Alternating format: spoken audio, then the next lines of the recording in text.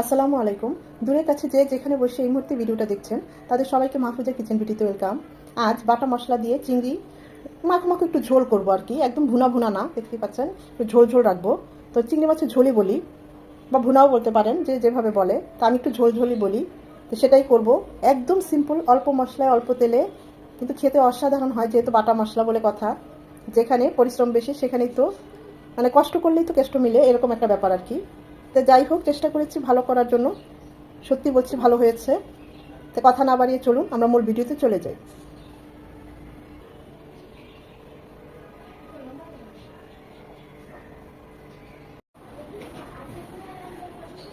চিংড়ি মাছে ভুনা বা চিংড়ি মাছের একটু ঝোল ঝোল রাখবো আর কি, সেটা করবো। তো দিয়ে দিচ্ছি চিংড়ি মাছে কিছুটা লবণ আর সামান্য হলুদ গুঁড়ো, এসব দিয়ে চিংড়ি মাছটাকে একটু মাখিয়ে নেব। রেস্টে রাখার কোনো দরকার নেই, আমরা এগুলো হালকা করে এখন ভেজে নেব। আমি ধরার সুবিধার্থে বা একটু লুকস দেখার সৌন্দর্যের জন্য আমি লেজের এই অংশটুকু রেখেছি, আপনার চাইলে এটুকুও ফেলে দিতে পারেন। খুব ভালোভাবে কেটে ধুয়ে পরিষ্কার করে নিয়েছি চিংড়ি মাছগুলো। মাছগুলো ভালোই বড়, কিন্তু বাঁকা হয়ে আছে তো তাই বোঝা যাচ্ছে না, মোটামুটি খারাপ না, ভালোই একদম তাজা। সাথে দিয়ে দিব আর এক পিস লেবুর রস।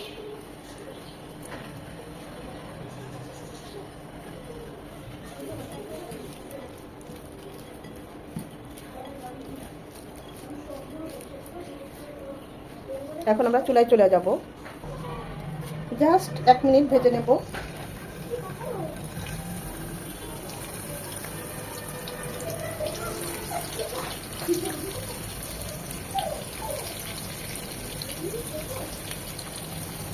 বাকিগুলো পরে দিতে হবে।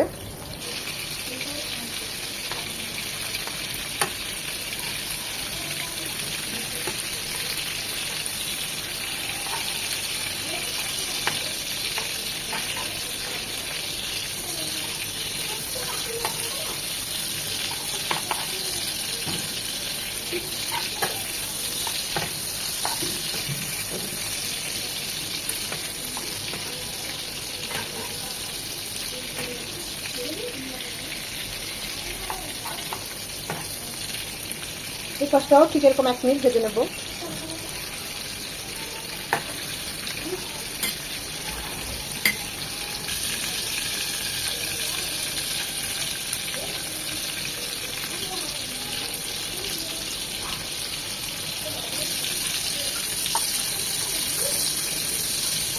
এখানে কিন্তু আমি কোনো মরিচ গুঁড়ো ইউজ করি নাই, তারপরে দেখুন চিংড়িগুলো কালারটা কত সুন্দর এসেছে। এটা আমাদের দেশি চিংড়ি, এটা লাল টাইপেরই হয়, এটা খেতেও খুব সুস্বাদু।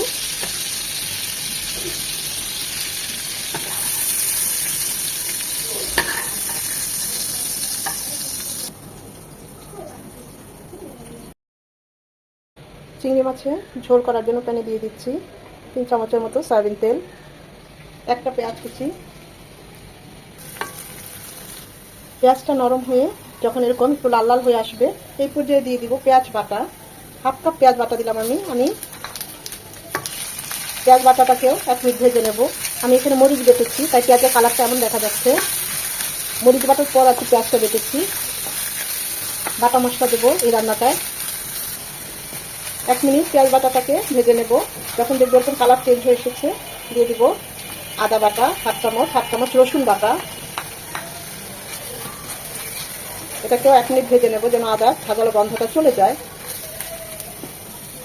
আদা রসুনটাকে 1 মিনিট ভেজে নেওয়ার পর এখানে 1 চামচ মরিচ বাটা, 1 চামচ হলুদ গুঁড়ো আর হাফ চামচ ভাজা জিরে গুঁড়ো দিয়ে দিচ্ছি।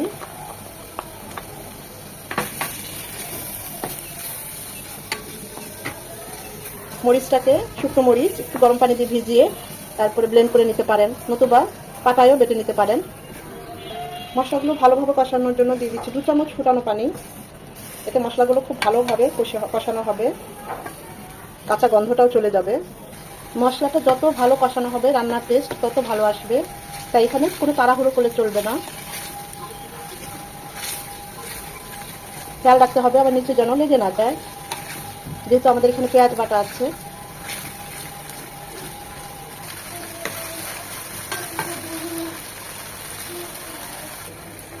মশলাটা কষানোর এই পর্যায়ে আমরা যে মাছগুলো ভেজে নিয়েছি সেটা দিয়ে দিচ্ছি। সাথে দিয়ে দিব 2টো টমেটো এরকম চিকন চিকন করে কেটে নিয়েছি সেটা। এখন মশলার সাথে আর চিংড়ি মাছ আর এই টমেটো ভালোভাবে নেড়েচেড়ে মাখিয়ে নেব। জাস্ট 2 মিনিট কষিয়ে নেব আর কি।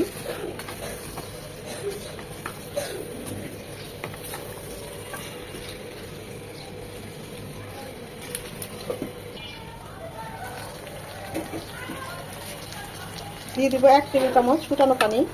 প্রথমে গ্রেভিটা দিতে যাবেন না, এভাবে অল্প করে প্রথমে পানিটা দিয়ে একটু কষিয়ে নেবেন আর একটু, এতে করে রান্নার টেস্ট অনেক গুণ বেড়ে যায়।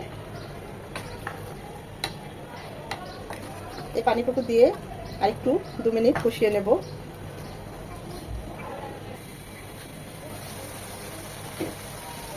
যখন দেখবেন এরকম গা মাখা হয়ে গিয়েছে মশলার সাথে চিংড়ি, এই পর্যায়ে আমরা গ্রেভিটা দেব।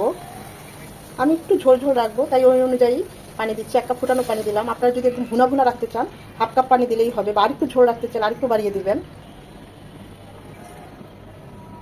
গা মাখা একটু ঝোল ঝোল থাকবে আর কি, গরম ভাতের সাথে খাবে। 3টা আস্ত কাঁচামরিচ মাথাটা ভেঙে দিয়েছি ফ্লেভারটা বের হওয়ার জন্য। সাথে দিয়ে দিচ্ছি আরও 1টা কাঁচামরিচ এভাবে কেটে দিয়েছি ঝালটা বের হওয়ার জন্য। দিয়ে দিচ্ছি স্বাদমতো লবণ। এখন এটা রান্না হবে 8 থেকে 10 মিনিট। মাছে অবশ্যই আরেকবার নেড়ে দেব। চিংড়িগুলো ঝোলের মধ্যে ডুবে আছে, তাই এটাকে আর উল্টে দেওয়ার কোনো প্রয়োজন নেই। আরও 4-5 মিনিট হবে। এই পর্যায়ে দিয়ে দিব 1/2 চামচ গরম মশলা গুঁড়ো,